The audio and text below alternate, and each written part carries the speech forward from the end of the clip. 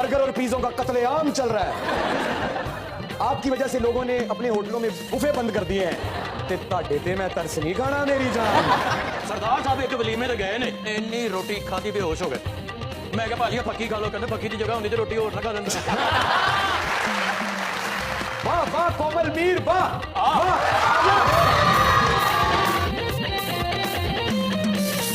जब career start कर रही थी तब लोग क्या कहते थे, अब लोग क्या कहते हैं? तब भी लोग अच्छा ही कह रहे थे, लेकिन खुद को शायद तब इतना यकीन नहीं। रूफे बारियां ते नाले की मैं चख के खावांगा बला। इमरान साहब दुख वाली गल है कि कई बंदे रज के खाना खाते हैं, अच्छा फिर उन्होंने हजम करने लिए पक्की खाते हैं, अच्छा पक्की खाने के बाद फिर खाना खाते हैं। कैसे तुझे सदा दे, तुम्ही ने ना सुनाया अपना दुख करना, ऐसी दुआ करो कि अर्श ना।